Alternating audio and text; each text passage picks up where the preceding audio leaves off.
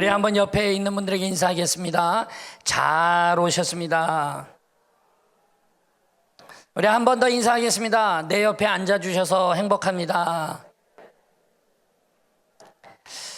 자, 오늘은 여러분들과 함께 요한복음 4장 46절에서 54절에 있는 말씀을 가지고 요한복음에 나오는 두 번째 기적을 오늘 함께 나누려고 합니다. 저와 여러분에게 오늘 이 시간을 통하여서도 하나님이 주신 은혜가 늘 풍성하기를 주의 이름으로 축원합니다. 일산에 있는 한 권사님의 이야기입니다. 지금까지 건강했던 남편이 몸이 안 좋다고 해서 병원에 가서 검사를 받았는데 진단이 암으로 나온 겁니다. 초기가 아니라 당장 수술하지 않으면 힘들다라는 말을 듣고 목사님은 이제 그 병원으로 부랴부랴 달려가게 되죠. 병실에 들어갔더니 권사님은 이미 울고 계시고 환자는 침대에 누워 있는데 목사님이 인사를 해도 그 침대에 누워있는 그분은 대꾸도 없이 외면하는 거죠.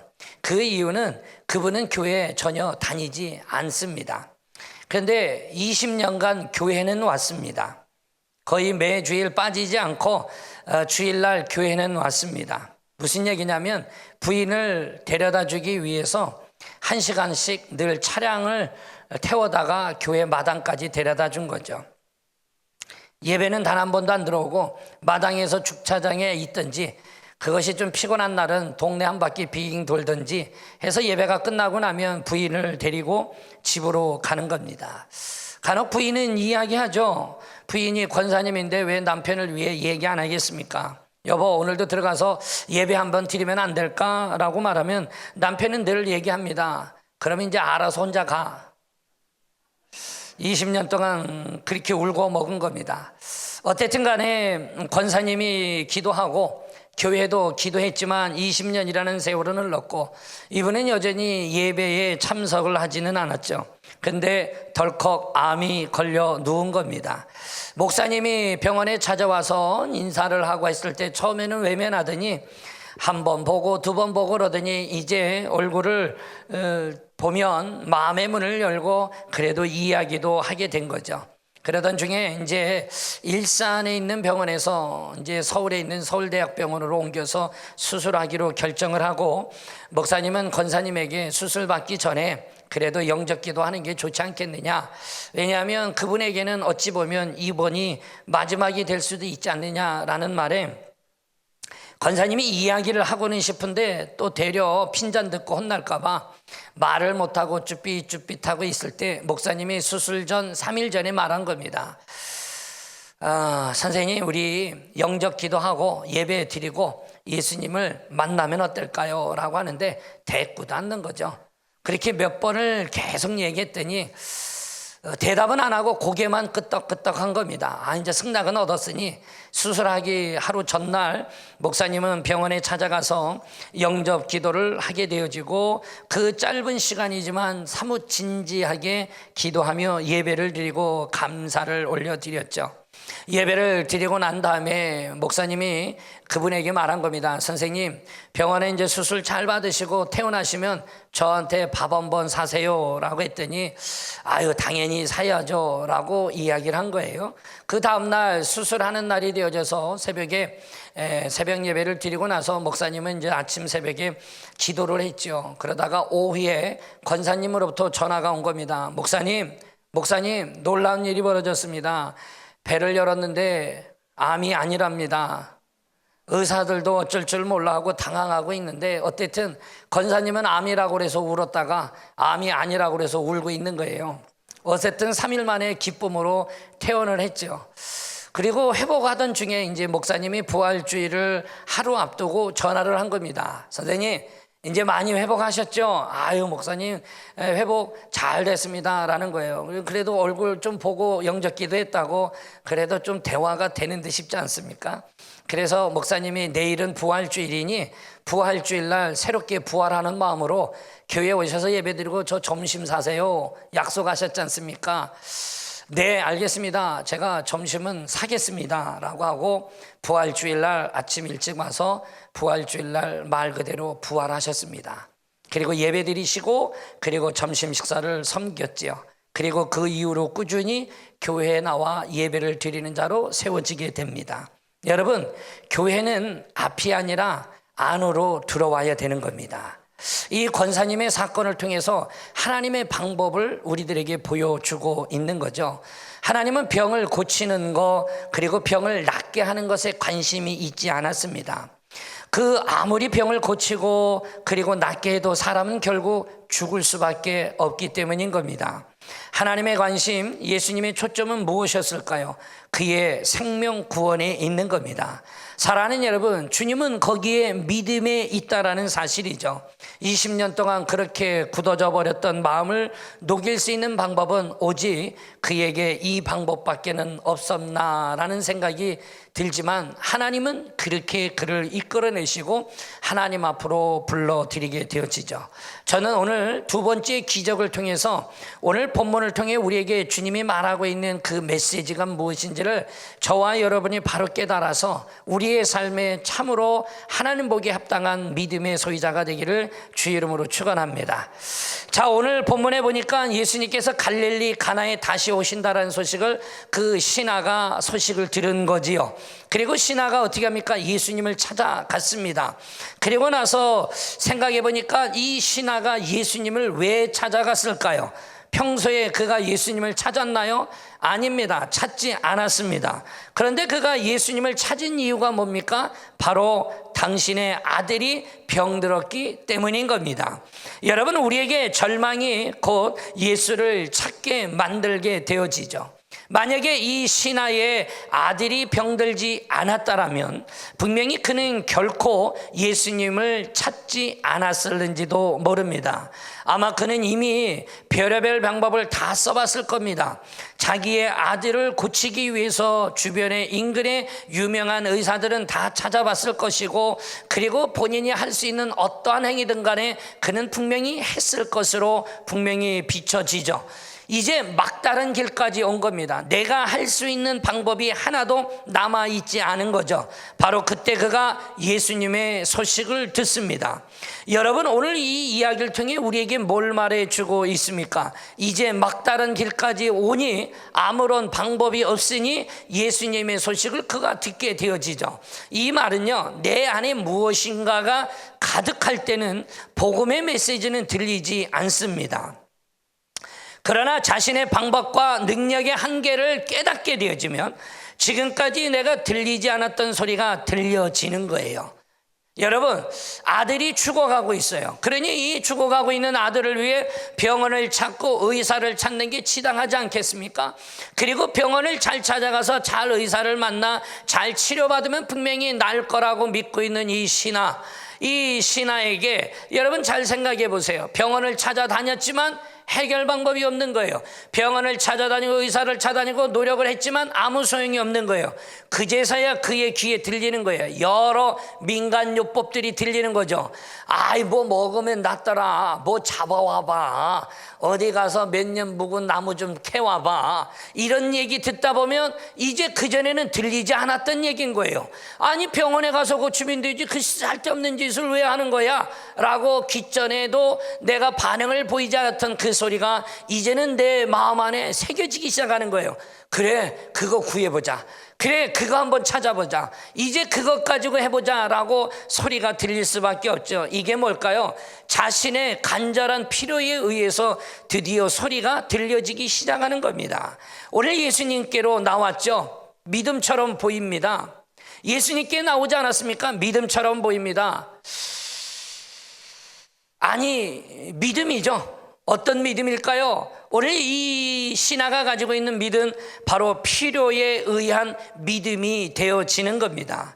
오늘 신하는 부족함이 없는 사람이에요. 그러나 그의 아들이 병들었다라는 이 병이 나아야만 한다라는 그에게는 이 목마름과 갈증이 있었기 때문에 그에게는 다른 어떤 것이 필요한 게 아니었어요. 오직 예수 그리스도가 필요했던 겁니다. 그러니 그에게는 예수님이 누구인지에 대해서는 솔직히 관심이 없었어요. 그는 단지 그가 필요했던 겁니다. 그 이유는 그가 기적을 행해서 자기의 아들을 고쳐주기만 하면 됐기 때문인 겁니다. 아마 그에게는 꼭 예수님이 아니었을지라도 괜찮았을 거예요. 어떤 이상한 종교에 가서 종교를 할지라도 거기 가면 아들을 고칠 수 있다라면 아마 그는 그곳을 달려갔을 것이고 그것에 반드시 찾아갈 것으로 보여지죠. 근데 지금 그에게는 예수님이 누구인지에 대해서는 그래서 관심이 없는 겁니다. 단지 그분이 필요할 뿐인 거예요. 내 아들의 병만 고치면 되기 때문이죠. 이처럼 우리에게 이 필요에 의한 믿음의 초점은 바로 자신이 갖고 있는 그 문제에만 국한되는 믿음이라는 사실이에요. 저는 오늘 이 3부 예배를 드리고 있는 귀한 우리 성도님들에게도 동일하게 예수님이 누구인지, 하나님이 누구신지를 알고 싶지 않은 분이 분명히 있을지 모른다라는 생각을 떨칠 수가 없습니다. 분명히 이 안에도 아무 상관없이 그냥 앉아 있을 자가 있다라는 거죠. 내가 만나고 싶은 사람만 만나고 가면 된다라고 생각하는지 모릅니다. 내가 오늘 원하는 것만 얻고 가면 된다라고 생각하는지 모릅니다. 아니면 자녀들은 오늘 나는 부모님의 눈도장만 잘 받고 가면 되겠구나라는 생각을 가지고 이 자리에 와 앉아 있을는지는 모릅니다. 어떤 이들은 예배를 통해서 자기의 사업 때문에 옵니다. 어떨 때는 자기의 인맥 때문에 오게 되어지죠. 어떨 때는 내가 뭔가 좋은 것을 얻기 위해서 교회에 나오죠. 잘하신 겁니다. 여러분, 이것도 역시 필요에 의한 믿음이기 때문에 잘하신 겁니다. 젊은 청년들이 교회에 오면 혹시 갈비뼈가 있지 않을까 싶어서 나오셨다라면 잘 오신 겁니다. 이것 또한 필요에 의해서 생겨진 나의 믿음이라고 말할 수 있겠죠. 오늘 말씀을 채우기 위해 내가 예수님을 알기 위해서 나오셨습니까? 잘하셨습니다. 이것도 역시 나의 필요에 의한 믿음 때문에 이곳에 와 있을 수 있는 겁니다. 또 여러분들이 오늘 내게 맡겨진 사역이 있어서 그 사역 때문에 교회에 오셨습니까? 잘하신 겁니다. 그거에 의해, 필요에 의해 여러분의 믿음을 가지고 나오신 겁니다. 그러면 오늘 우리는 알아야 합니다. 이렇게 믿음은 바로 이렇게 시작된다라는 사실이죠. 그런데 이 필요함이라는 것은 그냥 생기지가 않습니다. 자, 거식증이라는 것이 있습니다. 거식증이 뭡니까? 몸에서 음식을 거부하는 증세죠.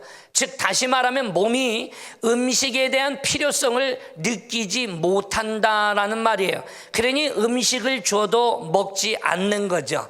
그러나 이것은 사실이 아닙니다. 이것은 거짓말인 거예요. 내 진짜 몸에서는 엄청난 영양분을 요구하고 있는데 단지 내가 그것을 느끼지 못하고 있을 뿐이라는 거죠. 왜 그럴까요? 이미 내 몸이 굳어져 있기 때문인 거예요. 이 말은 거부하는데 이미 익숙해졌기 때문에 내 몸의 진짜 몸은 먹을 음식을 원하고 있지만 내가 그거를 느끼지 못하고 있기 때문에 안 먹고 있는 거죠. 여러분 안에 진정 영적인 목마름이 있습니까? 여러분 안에 신앙 안에 갈망이 있느냐라는 거죠. 그냥 주일 예배 한번 드리고 가는 것이 신앙생활의 전부라고 믿고 지금까지 혹시 살아오지는 않았습니까? 그러니 다른 날은 몰라도 주일은 꼭 가야 돼, 꼭 가야 돼 하고 와 앉아 예배를 드리고 있지 않느냐라는 거예요. 그것이 전부이고 그것이 나에겐 최선이라고 생각하고 있느냐라는 거예요. 그것은 착각입니다. 그 이유는 분명히 두 가지가 있어요. 그 첫째는 바로 뭐냐면 아직 내가 영적인 기쁨이나 영적인 희열을 맛보지 못했기 때문인 거예요.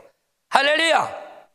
내가 영적인 기쁨과 영적인 희열을 경험해 본 적이 없기 때문에 내가 이 자리에 와 있는 거, 이 안에 목마름과 갈증이 내가 느끼지 못하고 있는 거다라는 거죠. 연세가 많이 드신 어르신들, 예전에 우리가 먹었던 음식 중에 하나가 아이스 깨끼라는 하드가 주류를 이뤘죠. 여름철 되면 그 아이스 깨끼 하나만 쪽쪽 빨고 있어도 그래도 속까지 시원했으니까, 아유, 그래도 좀 더 퀄리티가 있고 좀 더 질이 있고 풍미가 있는 아이스크림을 한번 드셔보시면 어땠겠습니까? 그래서 고급 아이스크림을 만약에 사서 드리면 두 가지 반응이 나겠죠. 오, 대단한데 이게 무슨 맛이야? 라는 반응도 있지만, 또 그럴 수 있죠. 다 먹어보고 역시 쭈쭈바가 최고야 라고 말할 수 있어요. 여러분, 그건 다른데 이유가 있는 게 아니에요. 내가 먹어보지 못했고 내가 그것을 통해서 그 맛을 느껴보지 못했기 때문에 내가 그 맛을 보고도 그 맛을 제대로 알지 못하고 있을 때 나오는 반응인 것처럼, 저와 여러분의 인생의 삶에 하나님을 향한 영적인 내 안의 목마름과 가람이 내 안에 느껴지지 않고 있다는 얘기는 내가 이것을 제대로 기쁨과 희열을 맛보지 못했기 때문인 거죠. 여러분, 내가 맛난 음식을 먹어봤을 때 그 맛난 음식은 내 가족이 함께 가서 먹기를 원하죠. 또는 내가 알고 있는 친구들과 거기 갔더니 정말 맛나, 그거는 꼭 먹어봐야 돼, 그 집에 한번 찾아가 봐 라고 말하면서 이야기를 하지 않습니까? 저에게 가장 많이 묻는 질문 중에 신앙적인 질문을 가장 많이 할 것 같지만 전혀 아니에요. 저에게 가장 많이 묻는 질문은 뭘 잘 드세요? 이거예요. 아니, 영적인 신앙적인 질문이 가장 많아야 될 목사에게 뭘 잘 드세요? 뭘 잘 드세요? 제가 그 얘기할 적마다 잘 먹죠. 그런데 저는 잘 안 먹는 거 하나가 있긴 있어요. 안 먹는 게 아니라 덜 먹는 거예요. 오늘 정확하게 밝혀드립니다. 회입니다. 회를 좋아하지는 않아요. 회의 맛을 모르겠어요. 아하, 저분은 또 저렇구나. 저는 초고추장 맛으로 먹어요. 그러니까 회 맛을 아시는 분은 이거 목사님 상태가 안 좋아, 아니 이 맛난 걸 모른단 말이야. 저는 어릴 적부터 어류를 별로 좋아하지 않았어요. 저희 아버님은 겁나게 좋아하시지만 저는 별로 안 좋아했어요. 그래서 집에 와도 이렇게 회를 내놔도 그냥 한두 개 맛보라고 해서 맛볼 뿐이지 맛을 몰라요. 여러분, 맛을 못 보니까 제가 바닷가를 갈 일이 있어도 회 생각은 절대 나지 않아요. 근데 여러분, 회를 좋아하시는 분은 벌써 콧바람에 짠내만 나도 오늘 횟집 어디를 갈까 찾아보지 않습니까? 내가 경험이 있기 때문에 그래요. 맛을 보았기 때문인 거죠. 우리 안에 희열과 그 환희를 경험해보지 못했기 때문에 내 안에 진정한 신앙 안에서의 이 목마름과 갈망이 없는 겁니다. 두 번째로 여러분 생각해 보세요. 영적인 갈망과 목마름이 없는 이유는 이미 굳어있기 때문이라는 거죠. 체념하고 사는 거예요. 내가 은혜 받았죠. 내가 영적인 체험을 했죠. 근데 이미 시간이 오래 지났어요. 이미 나의 첫사랑을 잃어버린 겁니다. 그래서 내가 익숙해진 것과 이미 내가 동침하며 살아가고 있는 거예요. 그러니 내가 이미 굳어져 있다 보니 내게 그닥 그것에 대한 갈증이나 목마름이 나에게 느껴지지 않고 있는 거죠. 오늘 교회 안에 열심히 섬기고 있는, 우리 봉사하시고 있는, 사역하고 계시는 많은 성도님들이 분명히 계십니다. 지금도 열심히 섬기고 있는 분들 꼭 잘 기억하셔야 합니다. 이미 열심히 섬기고 있는 이 모든 분들은 이미 주님의 은혜를 경험하고 받았던 분들입니다. 그래서 하나님 앞에 헌신을 다짐하고 하나님을 위해서 살겠노라고 그는 그 소명도 받죠. 하지만 우리는 분명히 알아야 될 것이 있는데, 은혜는 언제나 현재적이어야 합니다. 할렐루야. 내가 과거에 받았던 것 가지고 현재를 살아가지 못합니다. 내가 과거에 체험했던 것 가지고 섬겼던 그 열심을 가지고 오늘 살 수가 없다는 얘기인 거예요.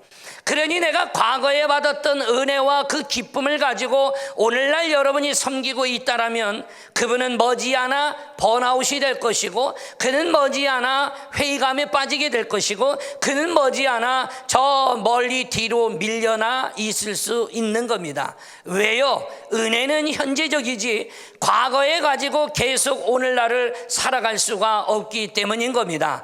은혜의 주의 종이라 할지라도, 능력의 제사장이라 할지라도, 하나님이 들어쓰시는 하나님의 백성들이라 할지라도 그것은 과거의 것으로 끝나면 현재 주님 안에 쓰임받는 그 자리는 계속 내가 뒤로 밀려날 뿐이지, 주님과 함께 가는 그 길이 언제나 기쁨이 되어지고 내 안에 참 놀라운 은혜로 내게 다가오기는 어렵다라는 거죠.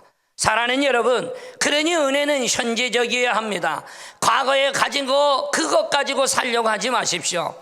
보십시오. 이스라엘 백성들에게 주어졌던 그 광야의 만나는 언제나 하루의 양식뿐이었습니다. 오늘 많이 걷어두었다가 내일 먹을 수 있는 것이 아니었어요.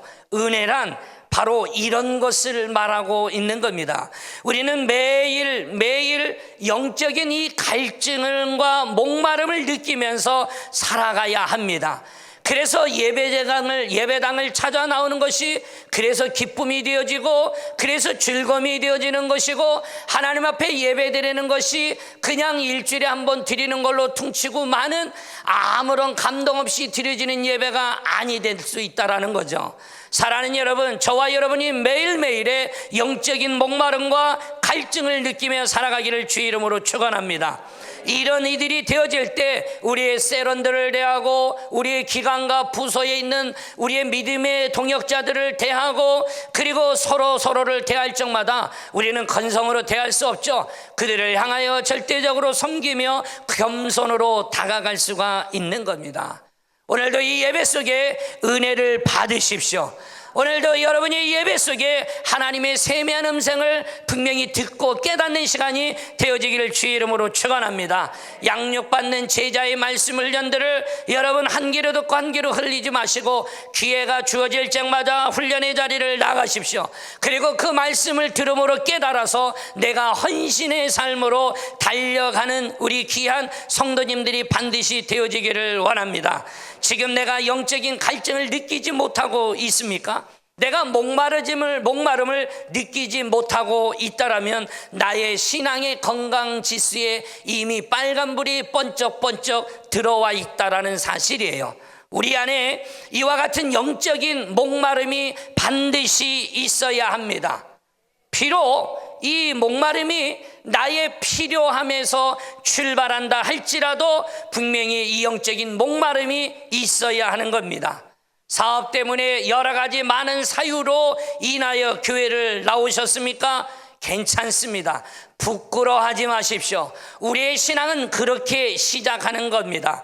형제 자매 갈비뼈를 찾아 나오신 젊은 청년들 괜찮습니다. 부끄러워할 필요가 없는 겁니다. 하지만 내가 사업을 해서 많은 이익을 얻는 것보다 내가 형제 자매를 만난 그것으로 내가 그 기쁨으로 끝나는 게 아니라, 그것이 아닌 그 속에 역사하시는 그 하나님을 만남으로 더 큰 보화를 얻게 되어지는 그 축복을 누리는 여러분들이 반드시 되어지기를 주의 이름으로 축원합니다. 어쨌든 이 신앙은 필요적인 그 믿음에 의해서 예수님을 만난 거예요. 만나서 예수님에게 오늘 간청을 했어요. 47절 한가운 중반절에 보니까 내려오셔서 내 아들의 병을 고쳐 주소서. 아멘. 여러분이 이 말의 의미는 뭘까요? 내려오셔서 내 아들의 병을 고쳐 주소서. 이 말은 당신 예수님이 오시기만 하면 자기 아들의 병은 분명히 나을 것이라는 믿음이 있다라는 말인 거죠. 그런데 이 믿음은 자신의 필요에 의해서 믿고 싶은 믿음인 거예요. 뭔 소리요? 이 믿음은 자신의 필요에 의해서 믿고 싶은 믿음이라는 거죠. 즉 자신의 소망이 그대로 될 것이라는 것을 바라고 있는 자기 암시적인 믿음이라는 거예요. 그러니까 이거는 참 믿음이 아니라는 거예요. 그런데 우리는 이게 참 믿음이라고 착각하고 살아가고 있는 거예요. 우리 주변에 많은 환자들이 있습니다. 그 환자들을 위해 우리는 간절히 기도합니다. 그리고 기도하면서 우리는 믿음대로 그분이 분명히 나을 것 같은 생각을 하고 이미 내 안에 분명한 확신을 갖고 우리는 기도합니다. 그런데 그분이 돌아가셨습니다. 그럼 우리는 절망에 빠집니다. 우리가 그렇게 믿고 기도했는데 라고 생각을 하죠. 우리는 믿고 싶은 믿음을 참 믿음이라고 생각하고 살고 있기 때문에 그래요. 내가 믿고 싶은 믿음을 참 믿음이라고 생각하는 거예요. 그러나 그렇지가 않아요. 오늘 이 두 번째 기적을 통해 우리에게 이거를 이야기해 주고 있는 거예요. 마가복음 9장 17절에서 29절에 보면 귀신 들린 아들을 데리고 난 이 아버지가 예수님께 데리고 나오죠. 그리고 예수님께 말을 합니다. 마가복음 9장 22절에 말을 하죠. 무엇을 하실 수 있거든 우리를 불쌍히 여기사 도와주옵소서. 그랬더니 예수님이 23절에 말한 거예요. 할 수 있거든이 무슨 말이냐? 믿는 자에게는 능히 하지 못할 일이 없느니라 라고 말씀하죠. 예수님이 큰 소리로 이렇게 말씀하시니까 이 아버지가 화들짝 놀라며 24절에 뭐라고 말했습니까? 내가 믿나이다. 나의 믿음 없는 것을 도와주소서라고 분명히 말하고 있죠. 이 24절의 말씀을 보세요. 참 재미있는 장면 아닙니까? 분명히 그 앞절에 말했어요. 믿는 자에게는 능히 못할 일이 없다. 예수님의 말씀에 이 아버지가 놀라서 엄결결에 24절에 말한 거예요. 내가 믿나이다 라는 거죠. 그런데 이렇게 믿는다라고 말을 외쳐놓고 났지만 정작 생각해 보니까 믿어지지 않는 거예요. 그래서 바로 뒷이어서 말한 것이 뭐예요? 나의 믿음 없는 것을 도와달라라고 그 예수님께 지금 간구하는 기도인 겁니다. 이 아버지는 지금 믿고 싶었던 거예요. 그래서 엉결결에 믿어지지 않았음에도 불구하고 내가 믿나이다 라고 대답을 했는데 이게 아닌 거죠. 믿어지지 않는 그에게 믿을 수 있도록 해달라고 예수님께 간구하는 거예요. 오늘 이 말의 의미와 요지가 뭡니까? 우리는 믿고 싶은 것을 믿음으로 착각하고 있다는 얘기인 거예요. 기도원이나 부흥성이나 부흥 강사님들이 간혹 그럴 때가 있죠. 하나님께서 여러분들에게 이제 1000배 만배 축복이 줄 줄로 믿습니다. 그러면 우리는 아멘. 여러분 안 하시나요? 저도 하는데 아멘 하지 않습니까? 여러분 여기서 말하고 있는 이 아멘의 의미가 뭡니까? 믿음이 좋아서의 아멘입니까? 그래서가 아니라 그렇게 믿고 싶은 거예요. 1000배 만배의 축복을 받고 싶은 거예요. 할렐루야. 그런데 그것이 믿음의 본질이 아니다는 얘기를 해주고 있는 거예요. 그렇게 되고 싶은 게 참 믿음이냐 이야기하고 살아가고 있다 이거예요. 오늘 50절에 주님은 그걸 꼬집어서 말한 거예요. 그들이 예수님을 찾아온 것은 믿음이 아니다라는 거죠. 50절에 가라 네 아들이 살아있다 하시니 그 사람이 예수께서 하신 말씀을 믿고 가더니 라는 말을 하죠. 자, 자신들의 의지 그리고 자신들의 확신이 있었어요. 성경에는 이거를 뭐라고 말하는 거예요? 믿음이라고 말하고 있지 않은 거다 이거예요. 오늘도 이 자리에 많은 성도님들이 앉아 계십니다. 저는 모두가 다 믿음이 있어서 앉아있다라고 생각하지 않아요. 다 믿음이 있어서 이 자리에 앉아있다고 생각하지 않아요. 어떤 경우에는 필요에 의해서, 어떤 경우는 자신의 그 믿음의 확인을 위해서 이 자리에 앉아있을 수 있는 거예요. 그러나 이거는 성경은 분명히 예수님 말합니다. 믿음이 아니라고 말하고 있는 거예요. 목사님, 그러면 오늘 이 기적을 통해 말하고 있는 믿음이 뭘 말하고 있는 겁니까? 믿음은 하나님으로부터 출발하는 겁니다. 할렐루야. 50절의 말씀의 하반절 보세요. 자, 그 사람이 예수께서 하신 말씀을 믿고 가더니 할렐루야. 신하가 갔습니다. 어떻게 하고 갔어요? 믿고 갔습니다. 한국말이에요. 말씀을 믿고 가더니라고 쓰여져 있죠. 분명히 갔는데 어떻게 갔느냐? 믿고 갔다 자랐다라고 쓰여져 있어요. 그런데 여기서 우리가 잘 알아야 될 걸 생각해 보세요. 신하의 믿음이 먼저였는지 예수님의 말씀이 먼저였느냐, 어느 게 먼저였습니까? 예수님의 말씀이 먼저였어요. 할렐루야. 우리 이걸 기억해야 돼요. 믿음은 나로부터 출발하지 않습니다. 나로부터 출발하는 게 있어요. 그걸 우리는 믿음이라고 생각하고 있는데 그건 우리의 신념이에요. 우리의 신념이라고요. 신념. 양념이 아니라 신념. 하나님으로부터 출발하는 것을 우리의 믿음이라고 지금 가르쳐주고 있는 거예요. 그러니 참 믿음의 소유자는 내가 믿음이 자라서 되는 게 아니라 하나님이 믿음을 부어주는 거예요. 그러니 은사 중에 믿음의 은사가 있단 말을 하고 있는 거 아니에요. 예수님께서 하신 말씀을 내가 믿음으로 그 믿음이 시작되어지는 거예요. 할렐루야. 우리는 착각하고 살면 안 돼요. 내가 믿음이 좋다고 생각하고 내가 뭔가 열심히 있으니까 믿음이 정말 많이 자랐다라고 생각하지만 믿음의 시작점은 나로부터 시작이 아니라 하나님부터 시작이라는 걸 오늘 찝어주고 있는 겁니다. 신하는 오늘 예수님이 하신 말씀을 듣고 믿었습니다. 그는 처음에 예수님을 가버나움으로 가셔서 고쳐야 한다라고 믿었어요. 예수님이 자기 아들이 있는 곳까지 가야 된다라고 생각한 거예요. 이게 자기 믿음의 방법인 겁니다. 그러나 오늘 예수님의 말씀을 듣는 순간에 자기의 믿음의 방법을 뭐 했어요? 잘못되었다라는 사실을 깨달았어요. 그러니까 지금 이 신하는 단순히 예수님이 자기 아들의 병을 고칠 것이라는 믿음을 뛰어넘은 거예요.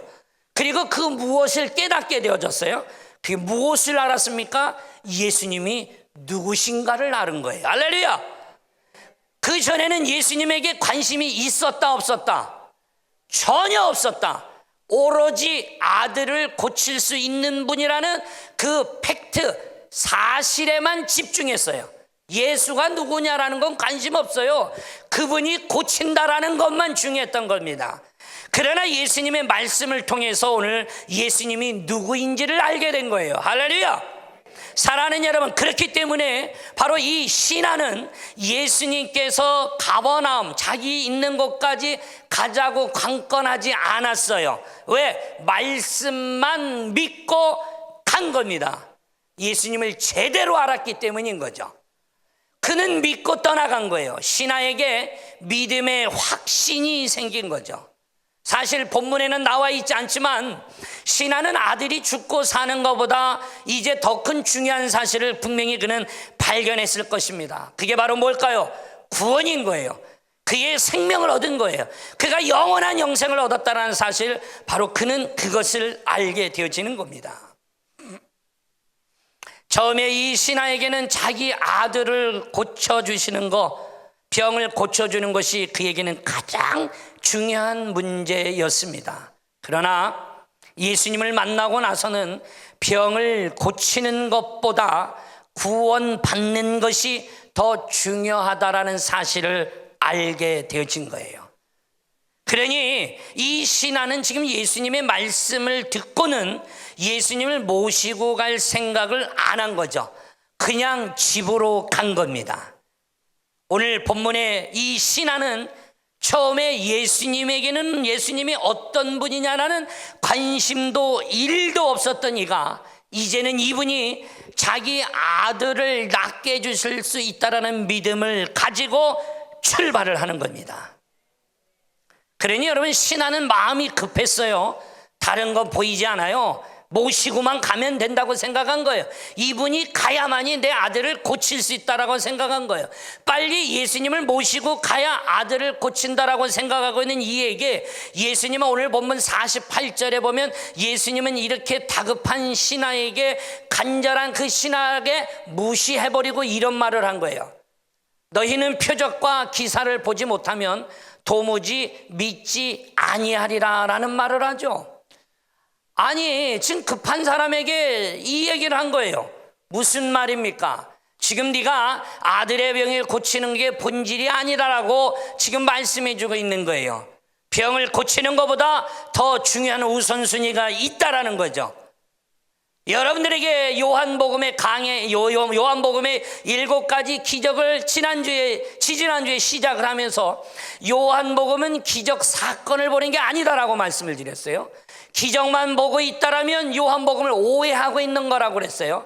그 기적에 관심은 없어요. 요한복음에는 그 기적을 통한 하나님의 메시지가 무엇인가가 관심이 있는 겁니다. 이 기적을 통한 하나님의 음성을 듣는 것에 관심이 있는 거예요. 오늘 이 자리에 있는 여러분들에게도 신하의 아들의 병을 고치는 거 관심 없어요.